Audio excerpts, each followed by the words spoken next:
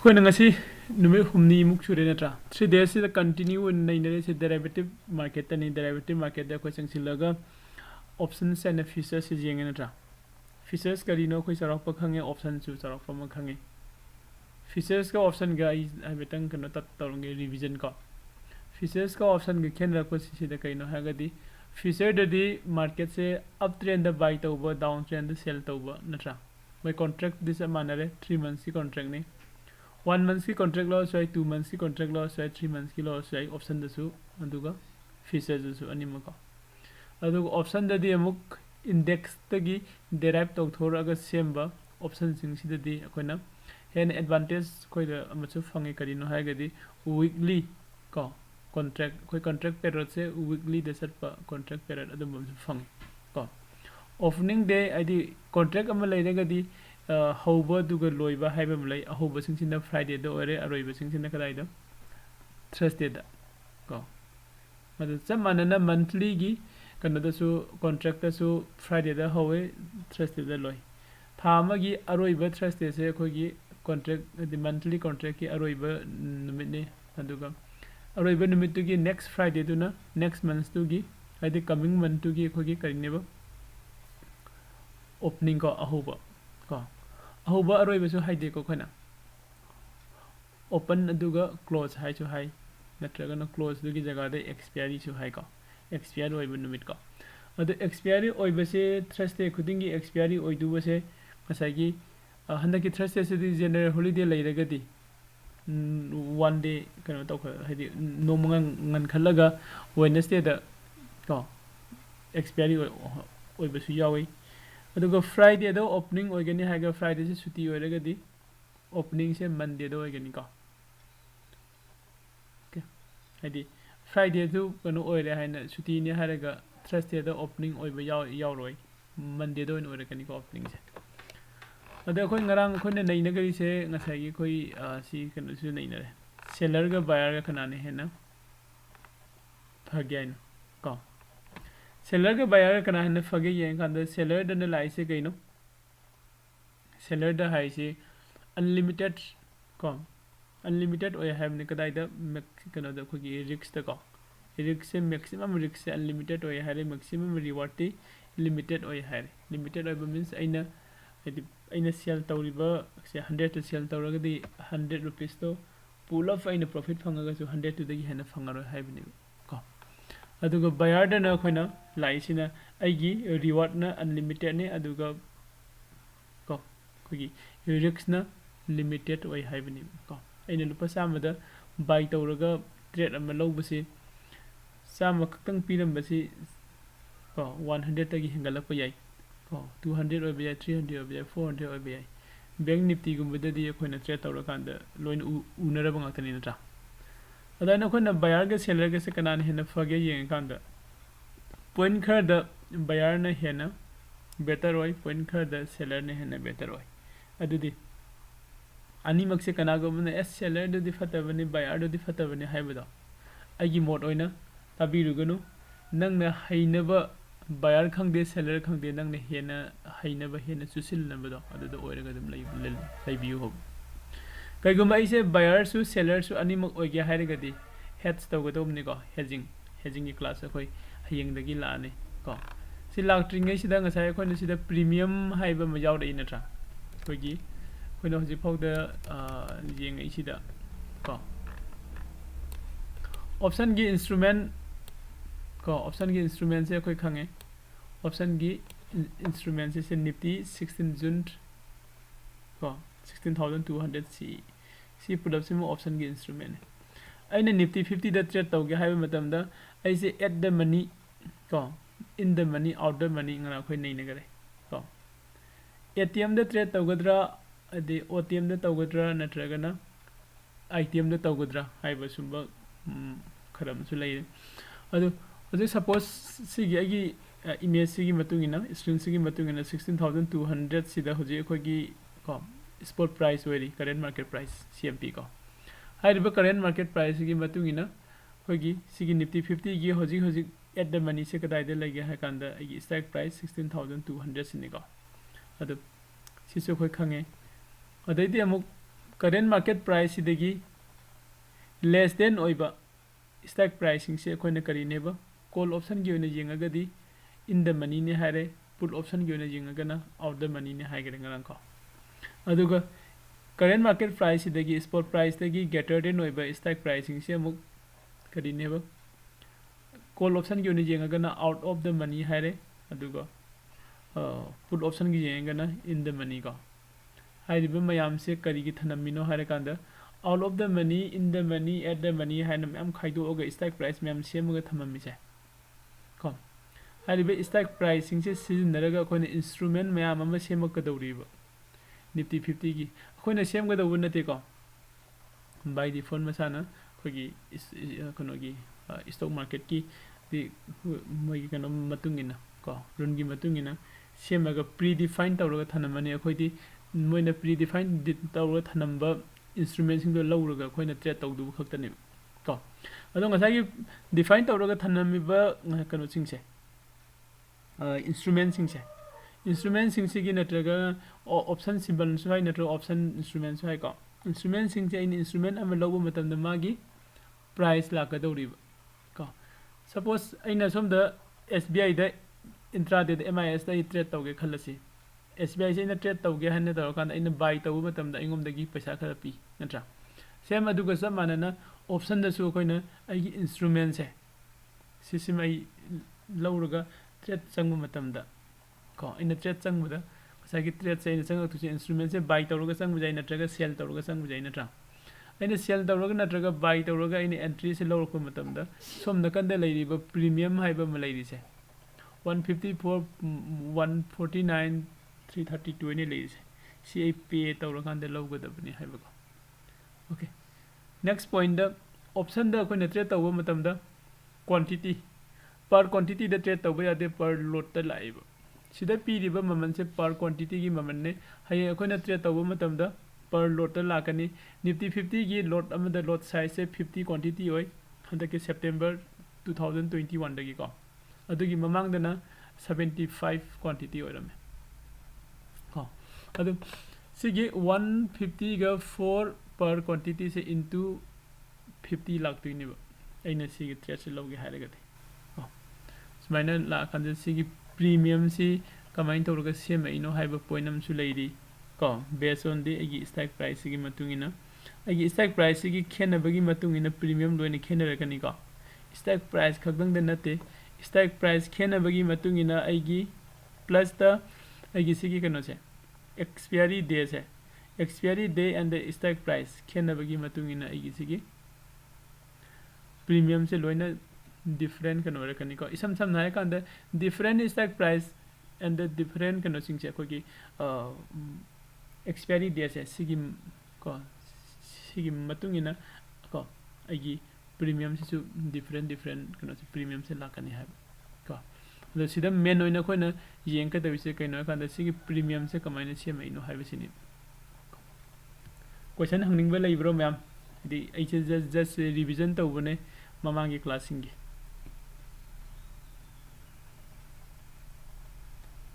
onida madan aina ming pandab sing su adum hangbiro ko di question leibising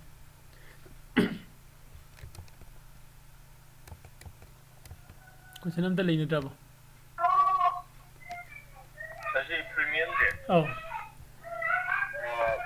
kanogi instrument gi magi 16 jun azagi 23rd loiba sigi matungina premium je tawkhali ko jura duga tawkhali ji maram je mani oh chumi ko premium se ko na ekano se ko expiry day 16 jun hai de hayang ni na ra hayang se expiry no mene ado hayang expiry ogeda ba pot se di maman hongi ba ko ado expiry se khala sang na leiraga di maman khara tangi ko 23 no khara tangi sigi matung da mu 23 gi matang da 30 langani ko 30 jun ado no khara tangangani yengsi ko direct changna yengsi 16 23rd sigi ma'am se 23rd later 16 later okay aduga sidai hapsilake 16200 ngasagi do sab chana ko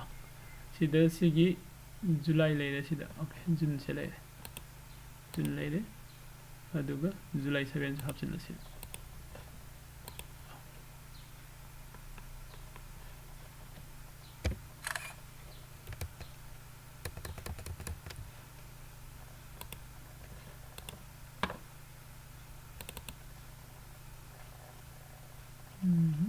नते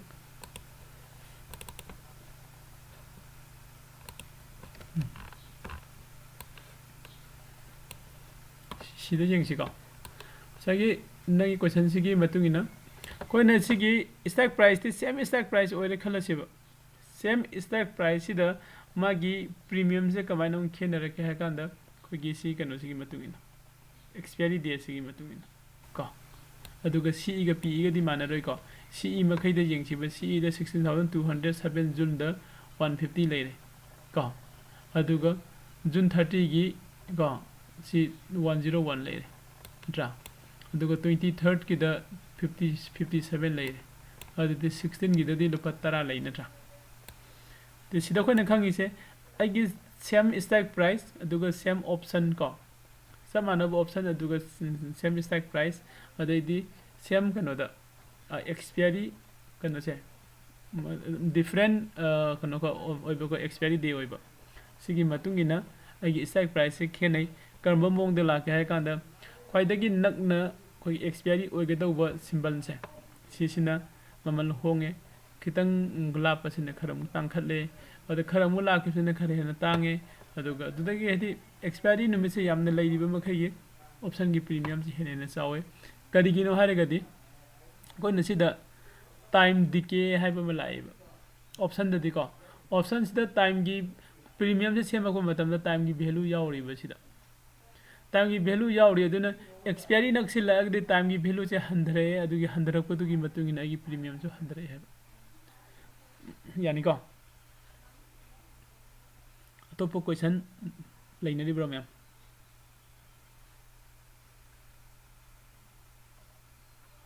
साइ कनो ता हंगयोगे CE बंग class तो अंगोग्रब CE हाइजिगा PE हाइजिगा अनि जिगे केना से कई होबि okay सी अखोना ऑप्शन द टाइप अनि लै को ऑप्शन द टाइप अनि लै कॉल ऑप्शन हाइबा मा दुगा पुट ऑप्शन हाइबा ओके सिगी कोने इंस्ट्रूमेंट से मको मतम सिदा इंस्ट्रूमेंट से करमबगी कॉल ऑप्शन की इंस्ट्रूमेंट ओइदरो पुट ऑप्शन की इंस्ट्रूमेंट ओइगदरा हाइबा मलाय सिगी मतुंगिना कोने सीई हाइबा से कॉल ऑप्शन नि को सी से कॉल ऑप्शन ने सी सिना कॉल ऑप्शन ने ई सिना यूरोपियन स्टाइल हाइबने पी सिना पुट ऑप्शन ओइदोइनी अदु ई सिना यूरोपियन स्टाइल को सुमाइना लै को अदुगा सिगी इंस्ट्रूमेंट पुल अप से लाकांदा देखो ने येंगिसे करिनो हाइगदि निफ्टी हाइसिना को अइना ट्रेड लौगदौरिबा को इंडेक्स नत्रगा कनो दो कोगी स्टॉक को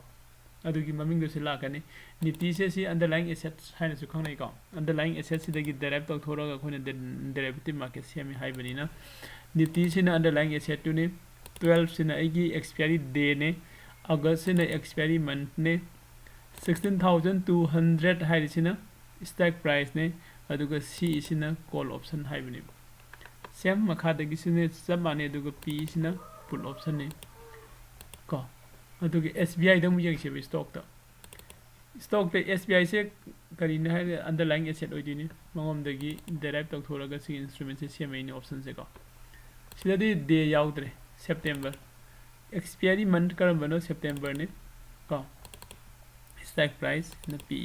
सुमाय यानी को नरांगी नहानगी आदि क्लासिंग दो अदुसु दुम कोगी सिदा यूट्यूब तो पुलप फंगबनी को रिकॉर्डिंग ले होबनी लोइना को ये दुम episode हजिसु live थारगा थंबने asi episode 36 ra keno rangani aduga koi hayeng hedging gi class hodise sida so ina pidi do advanced derivative plus hedging haibane ba option gi matang sida su naina gi ne hana dum ko premium kamaina se maino theta gi data gi mayam ama naina gi adul naina raga option se kharam haidi koi haidi hajik join tori mayam sin option hai khang de haibna ti ko option je han already khange अदु कितंग सित नांदा हुबा दैदि ताम sum confusion leiba khotpa adum mayam da khoi hana discussion tawminase pulaf adugi matungda class of fadan lakse ba proper class ta eka question lainari bro ma'am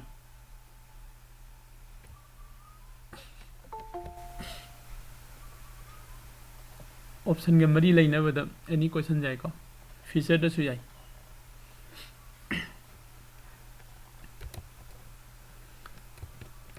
okay adudi sa question la ka hauge oh habiro kanogi option gi premium sa do du di kange du ga ene dan gaw ga ba gi stock gi premium do du gi dan ni number du oh option sida ko ne lai se option se hoi stock ta su stock ki option ko stock ta gi derive ta tawroga sema ko option su leire aduga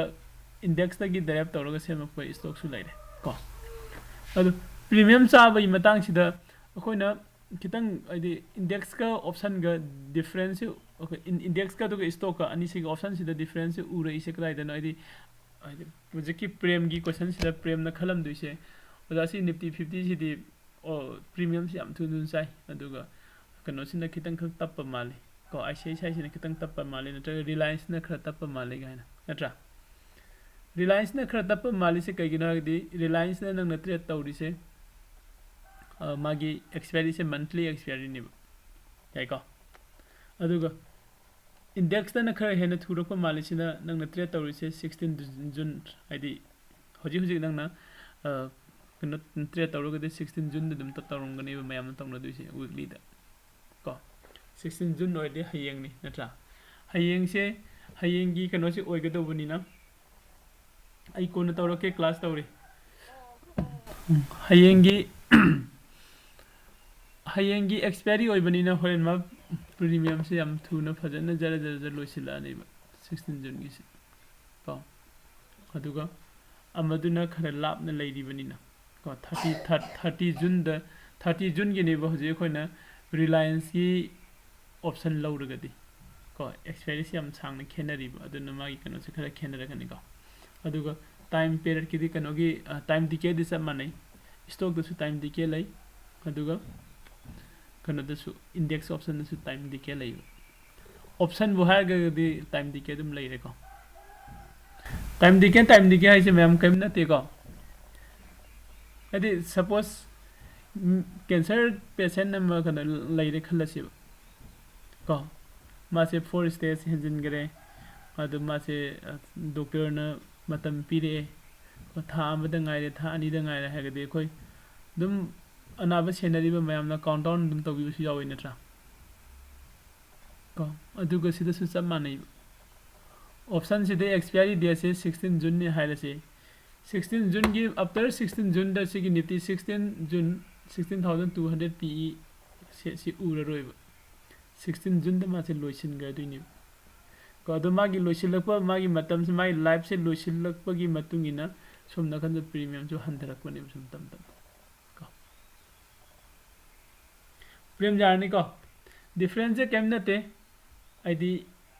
ai amga repeat tawronge index ta na khoina lobu matam da weekly expiry one lobai ni ko yam thuna premium si chasil lai se aduga stock ta khoina trade tawbudu na monthly expiry one loba aduna adugi matungina mai premium sa se khoina stock ta di yam na premium si yam sa da ba male aduga index ta yam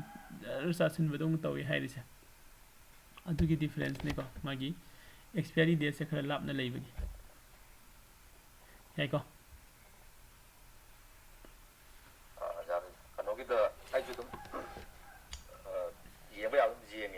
Hoi. Mani di dum mawang da zu ai na ra ga mo mai premium je sok ta kon ba du oza na je ha ga kan ning se nei ne mai tha lap pa ki mai sa ba hai o da wo ni khala aga sari premium je kano to wi singa sagi mai lap na leiba sigi ni lap na leiba sing sina premium je ji sina chu chara ko mi jing se ba mu ka ko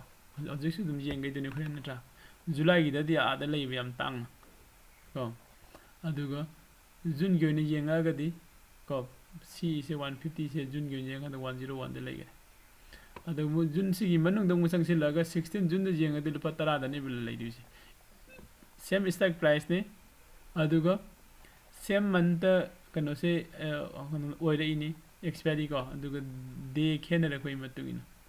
June 30ꯗ expiry ꯑꯣꯏꯕꯁꯤꯅ 101ꯗ ꯂꯩꯔꯦ ꯑꯗꯨꯒ June 16ꯗ ꯑꯣꯏꯕꯁꯤꯅ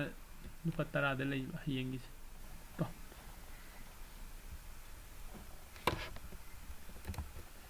ꯌꯥꯔꯗ꯭ꯔꯣ ꯃꯦꯝ ꯁꯤꯒꯤ PEꯒꯤꯗꯤ ꯄ꯭ꯔꯤꯃꯤꯌꯝꯁꯦ ꯑꯗꯨꯝ ꯀꯩꯅꯣ ꯇꯧꯋꯦꯀꯣ ꯌꯥꯝ ꯍꯥꯏꯗꯤ ꯍꯟꯊꯔꯒꯁꯨ ꯌꯥꯝ ꯀꯥ ꯍꯦꯟꯅ ꯍꯟꯊꯕꯗꯤ ꯑꯣꯏꯗꯦ PEꯗ ꯍꯟꯊꯕ ꯃꯥꯟꯗꯔꯤꯁꯦ ꯀꯩꯅꯣ ꯑꯗ PE ꯍꯧꯖꯤꯛꯁꯦ ꯃꯥꯔꯀꯦꯠꯁꯦ ꯍꯥꯏꯗꯤ ꯉꯔꯥꯡꯒꯤ ꯃꯥꯔꯀꯦꯠꯁꯦ ꯃꯈꯥꯔꯣꯝꯗ ꯂꯩꯈꯤꯕ ꯑꯩꯅ ꯁꯤꯗ 16,000 ꯂꯣꯏꯅ ꯏꯕꯩꯅꯤꯀꯣ ꯁꯤꯗ ꯑꯃꯨꯛ ꯌꯦꯡꯁꯤꯀꯣ ꯑꯩ ꯀꯩꯅꯣꯗ ꯂꯧꯔꯛꯀꯦ ꯁꯤ ꯄꯨꯂꯞ ꯃꯨꯊꯠꯀꯦ ꯍꯧꯖꯤꯛ ꯂꯩꯔꯤꯕ ꯑꯩꯈꯣꯏꯒꯤ ꯁ꯭ꯇ꯭ꯔꯥꯏꯛ ꯄ꯭ꯔꯥꯏꯁꯁꯤ ꯌꯦꯡꯁꯤꯕ ꯀꯩꯅꯣꯁꯦ ꯃꯥꯔꯀꯦꯠꯀꯤ ꯄ꯭ꯔꯥꯏꯁꯁꯦ 15,732 ꯀꯣ ꯑꯗꯨꯗꯤ ꯑꯩ 15,000 ꯀꯣ 750 ꯁ꯭ꯋꯥꯏꯗ ꯑꯩ ꯂꯧꯔꯒꯦꯕ ꯑꯦꯠ ꯗ ꯃꯅꯤꯁꯤ ꯁ꯭ꯋꯥꯏꯗꯅꯤ ꯈꯜꯂꯁꯦꯕꯀꯣ ꯁꯤꯗ ꯁꯤꯒꯤ PEꯁꯤ ꯂꯧꯔꯒꯦ 16 ꯖꯨꯟꯒꯤ ꯀꯣ ꯑꯣꯀꯦ 15,750 ꯑꯗꯨꯒ ꯁꯤꯅ 23rd ꯀꯣ ꯑꯗꯩꯗꯤ ꯑꯃꯨꯛ ꯁꯤꯅ ꯖꯨꯟꯒꯤꯁꯨ ꯂꯧꯔꯁꯦꯕ PE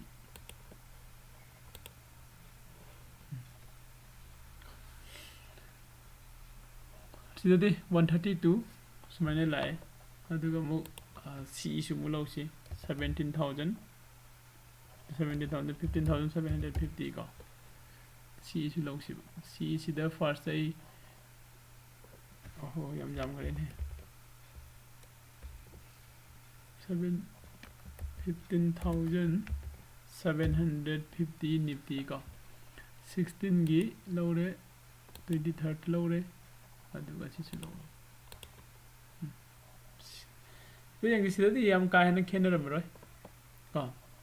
16 ꯖꯨꯟꯁꯤꯒꯤ CEꯁꯦ 116 ꯂꯩꯔꯦ 16 ꯖꯨꯟꯒꯤ PEꯗ 132 ꯂꯩꯔꯦ ꯈꯤꯇꯅꯤ ꯈꯦꯠꯅꯩꯁꯤꯀꯣ ꯀꯔꯤꯒꯤꯅꯣ ꯍꯥꯏꯔꯀꯥꯟꯗ ꯃꯥꯒꯤ ꯉꯁꯥꯏꯒꯤ ꯀꯩꯅꯣꯁꯦ ꯑꯩꯈꯣꯏꯒꯤ ꯃꯥꯔꯀꯦꯠꯀꯤ ꯆꯠꯂꯤꯕ ꯀꯩꯅꯣꯁꯤꯒ ꯑꯗꯨꯒ ꯍꯧꯖꯤꯛ ꯂꯩꯔꯤꯕ ꯁ꯭ꯄꯣꯠ ꯄ꯭ꯔꯥꯏꯁꯀ ꯁ꯭ꯇ꯭ꯔꯥꯏꯛ ꯄ꯭ꯔꯥꯏꯁꯀꯤ ꯗꯤꯐ꯭ꯔꯦꯟꯗꯨꯒꯤ ꯃꯇꯨꯡ ꯏꯟꯅ ꯈꯔꯗꯤ ꯈꯦꯠꯅꯔꯛꯀꯅꯤꯀꯣ ꯃꯥꯔꯀꯦꯠꯁꯤꯅ ꯃꯈꯥꯔꯣꯝꯗ ꯌꯥꯝ ꯀꯟꯅ ꯖꯔ ꯆꯦꯟꯊꯈ꯭ꯔꯒꯗꯤ ꯄꯨꯠꯂꯣꯝꯗꯅꯤ ꯍꯦꯟꯒꯠꯂꯛꯇꯣꯏꯁꯤ ꯅꯠꯇ꯭ꯔꯥ ꯀꯣꯜꯂꯣꯝꯗꯅ ꯍꯟꯊꯔꯛꯇꯣꯏꯅꯤ ꯃꯊꯛ ꯀꯥꯈꯠꯈ꯭ꯔꯒꯅ ꯀꯣꯜꯗ ꯍꯟꯊꯔꯛꯇꯣꯏꯅꯤ ꯑꯗꯨꯒ ꯄꯨꯠꯇ ꯀꯩꯅꯣꯗ ꯀꯣꯜꯗ ꯍꯦꯟꯒꯠꯂꯛꯇꯣꯏꯅꯤ ꯑꯗꯨꯒ ꯄꯨꯠꯇ ꯍꯟꯊꯔꯛꯇꯣꯏꯅꯤ ꯌꯥꯏꯀꯣ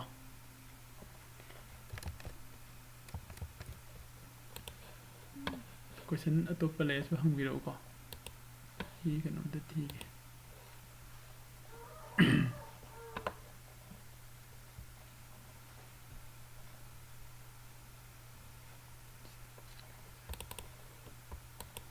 ꯀꯣꯏꯁꯟ ꯂꯩꯅꯗ꯭ꯔꯕꯣ ꯃꯌꯥꯝ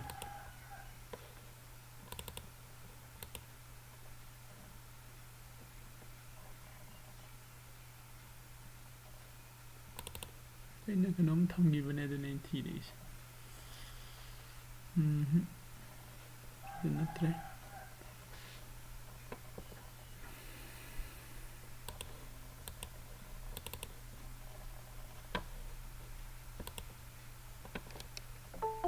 ꯃꯥꯡꯈ꯭ꯔꯦ ꯑꯩꯅ ꯌꯦꯡꯍꯟꯅꯤꯡꯕ ꯑꯃꯈꯛꯀꯣ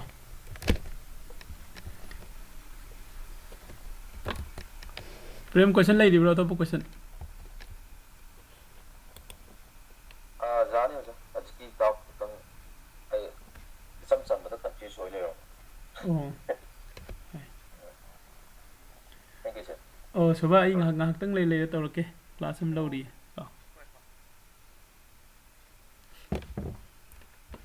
ꯑꯗꯨꯗꯤ ꯑꯩꯈꯣꯏ ꯀꯩꯅꯣꯁꯤ ꯌꯦꯡꯉꯁꯤꯔꯥ ꯑꯩꯅ ꯁꯨꯝ ꯈꯟꯕꯗ ꯃꯌꯥꯝꯁꯦ ꯍꯧꯖꯤꯛ ꯗꯦꯔꯤꯚꯦꯇꯤꯞ ꯁꯦꯒꯃꯦꯟꯗ ꯆꯪꯁꯤꯜꯂꯒ ꯑꯩꯈꯣꯏ ꯑꯣꯞꯁꯟ ꯐꯤꯆꯔꯁꯦ ꯑꯌꯥꯝꯕ ꯈꯪꯉꯦ ꯍꯥꯏꯅ ꯂꯧꯔꯁꯤꯕ ꯀꯣ ꯂꯧꯔꯁꯤ ꯑꯗꯨꯒ ꯄ꯭ꯔꯤꯃꯤꯌꯝꯒꯤ ꯃꯇꯥꯡꯁꯤꯗ ꯑꯩꯈꯣꯏ ꯌꯦꯡꯃꯤꯟꯅꯔꯁꯤ ꯌꯥꯏꯀꯣ ꯃꯦꯝ ꯄ꯭ꯔꯤꯃꯤꯌꯝꯁꯦ ꯀꯃꯥꯏꯅ ꯁꯦꯝꯃꯛꯏꯅꯣ ꯍꯥꯏꯅ ꯀꯣ ꯑꯣꯞꯁꯟꯒꯤ ꯄ꯭ꯔꯤꯃꯤꯌꯝ ꯍꯥꯏꯕ ꯑꯃ ꯂꯩꯔꯦ ꯉꯁꯥꯏꯒꯤ ꯀꯩꯅꯣꯗꯣ ꯄ꯭ꯔꯤꯃꯤꯌꯝꯁꯦ ꯄ꯭ꯔꯥꯏꯁꯇꯨꯅꯤꯀꯣ ꯑꯗꯨꯝ ꯑꯣꯞꯁꯟꯒꯤ ꯄ꯭ꯔꯥꯏꯁꯁꯦ ꯁꯦꯝꯃꯛꯄ ꯃꯇꯝꯗ ꯀꯃꯥꯏꯅ ꯁꯦꯝꯃꯛꯏꯅꯣ ꯀꯣ ꯍꯥꯏꯗꯤ ꯀꯔꯤ ꯀꯔꯤ ꯄꯨꯜꯂꯒ ꯁꯦꯝꯃꯛꯏꯅꯣ ꯍꯥꯏꯕ ꯁꯤ ꯃꯇꯥꯡꯁꯤꯗ ꯑꯩꯈꯣꯏꯅ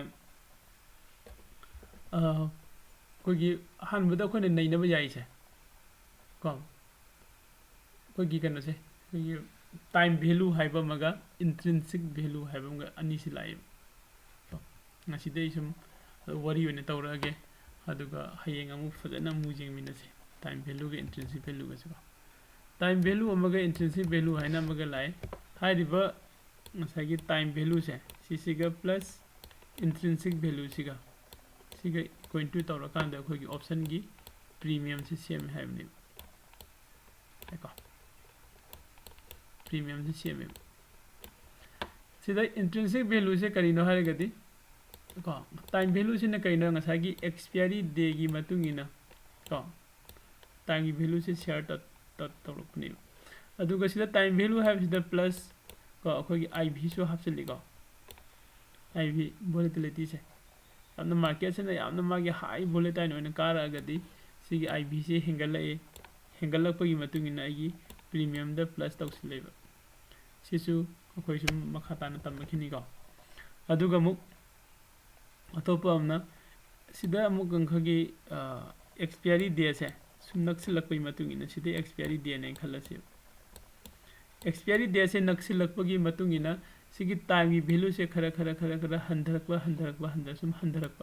टाइम की वैल्यू हंधरक मीन सिगी प्रीमियम से माइनस माइनस सुम तौरपने को अदुग इंट्रिंसिक वैल्यू से कईनो आगी स्टॉक प्राइस दुगा स्पॉट प्राइस की डिफरेंट दुगी मतुंगिना वैल्यू खरा लौथोइबा अदुगी वैल्यू दुनिबा अदुगी वैल्यू दुसु दुई मतुंगिना सिदा मु प्लस तौक्तुनिबा को से सपोज मार्केट की प्राइस है हजिक मार्केट की प्राइस है 100 ते लेरे खलसिब अदो आगी स्टॉक प्राइस है 100 ने खलसिब को सिना स्टॉक प्राइस ने सिना मार्केट की प्राइस ने खलसिब अनीसी की कोई डिफरेंस येंगागदी क्या ताई जीरो ताइब को जीरो ताई अदुना ngसाई कोई प्रीमियम त मु लाक्तिसे सिदि नंगी इंट्रिंसिक वैल्यू से जीरो लानेबा time value plus intrinsic value हारपने इंट्रिंसिक वैल्यू से इना स्टॉक प्राइस का स्पॉट प्राइस की डिफरेंस है हाइगरेगा जीरो लाबनिना सिदा टी प्लस को आई की मुहूर्त जीरो लाने देखो अदुना टाइम से न कईगुंबा 20 ने लौरसे को अदुदि प्लस जीरो लागदी सिदा नंगी कनो से जीरो होइगरनी कईगुंबा मार्केट की कनो से 200 ने खलमसे मार्केट की प्राइस होजी होजी 200 ते लय ने खलसे अदो कॉल ऑप्शन की दैना स्टॉक प्राइस से 100 ते लौरे ने खलो को अदुदि 200 तगी 100 से माइनस तब मतमदा 100 लेमद्रा डिफरेंस है मागी सिगी 100 से कोई सीधा प्लस तौक्तुनी सीधा अदुदि क्या तारानी 120 तारानी सोना कोई intrinsic value and the time value अनि से पुल्ला कांदा ngसागी प्रीमियम से कोई सेमेबा को ngसिदे जस्ट वरी होइना सुम तौरगे अदुगा हयेंग पूरा कोई इन डिटेल से हयेंग तौमिनसे को सिदा कोइना प्रीमियम से सोइन सेमे हाइरिबा सिगी सेमेबा प्रीमियम से सिसिनेबा मयामना प्रीमियम चारे हाइरिसे कदाइदनो हारगदी मार्केट दि चटलीबा काजु कादबा कुमसु कुमदबा साइड वेस्ट चटलगा लैरिबा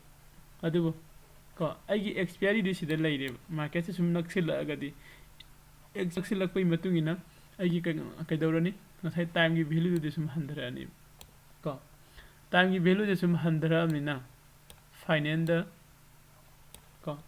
आइगी प्रीमियम से अइना खंदुइनेबा ए कइनो आइ ngसाई मार्केट सिदे एंट्री तौबने को से आइउना पुलअप डिलीट तौथोरके को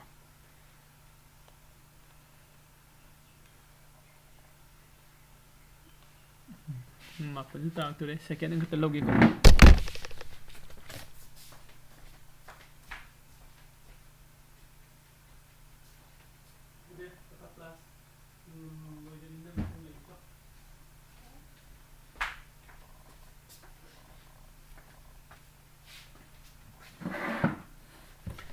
तो सपोज मार्केट से इन सिदे एंड स्वाइदगी मार्केट से सोना लामगा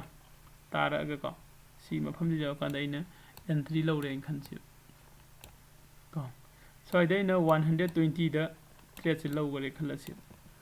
aduga market se masang kaure aina jol hodare so dai profit lai jol hodare amu handre sana sum chala ga sum lai daga last the evening da amung market se ngasai gi sigi point se sigi mapa se da jausi le khalasi eka sigi mafam se jausi le bam sida khogi wakhanda di khandu se kaino laina 120 de lobani sai mapa se su 120 oira kane ne khandu ni ko adu sida 120 oira roi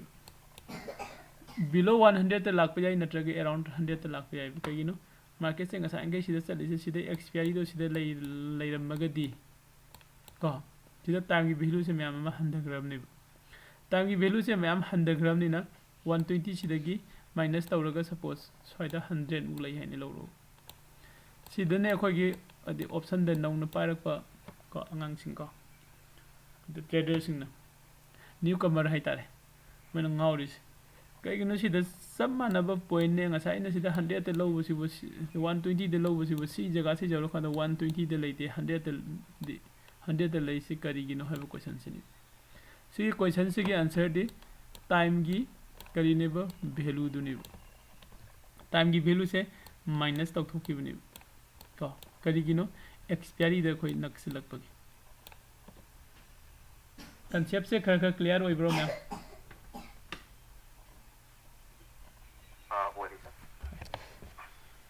Madan कमाई तौगे खरदम भाव तारीब खर भाव तारीब को हेन भाव तारकिनी कोई practical के lion तौर कांदा को अदुन ngasa koina edi prem hoy deidi khogi rajib hoy ko ade oja kiran hunna ga hai das premium jam sa he sidi ngang se trade lowru nu ga hai do sin sin sida sari ba premium se kana na phangduino question ni ko option seller na phangdi ni na sa 120 da ina id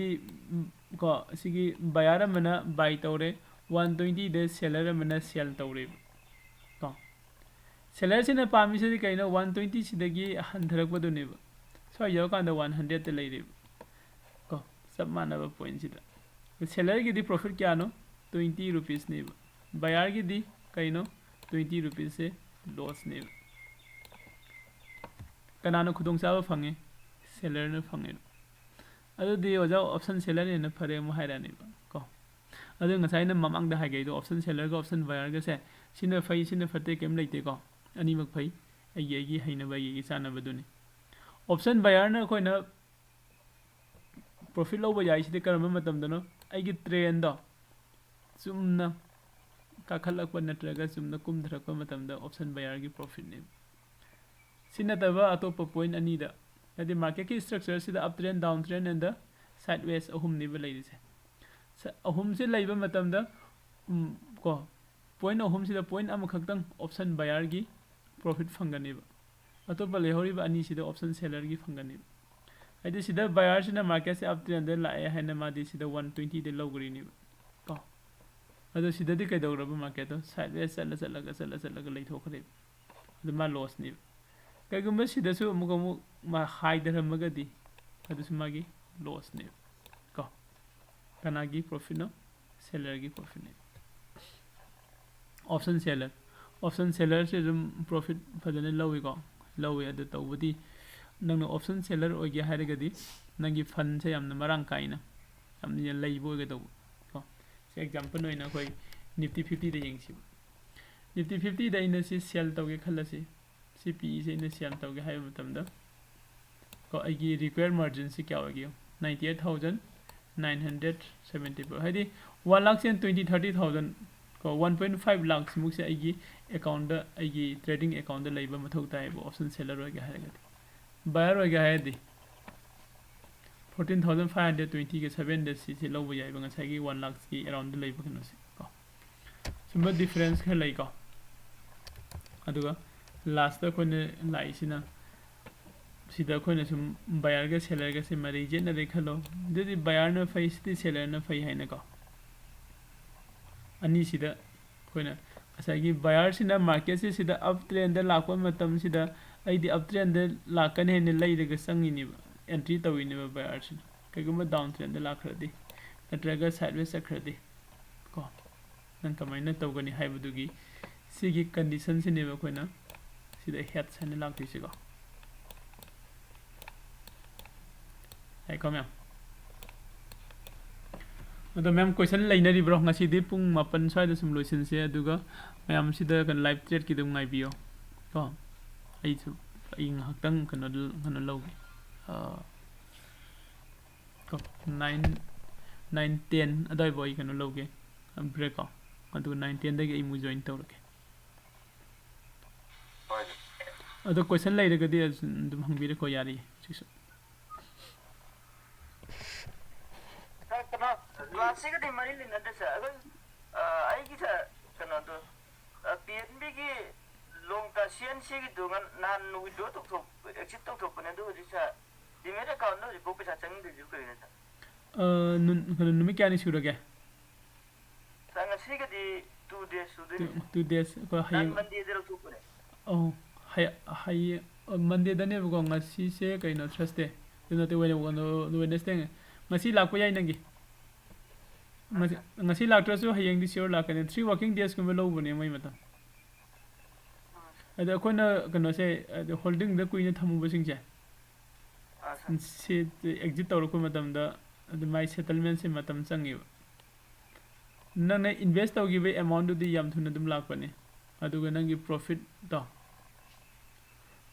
lakpada matam kitang changbani profit ti ka torisa ai sona achin na machine na gena to profit ti like this lo sama sale 2000 muk chapne sa hana che phajana high dagre market sina cha Punjab PNB के sir अरे सोना season अदब याद बमा अकोई पवन gun नहीं तो ये हयेंग किसी स्वरात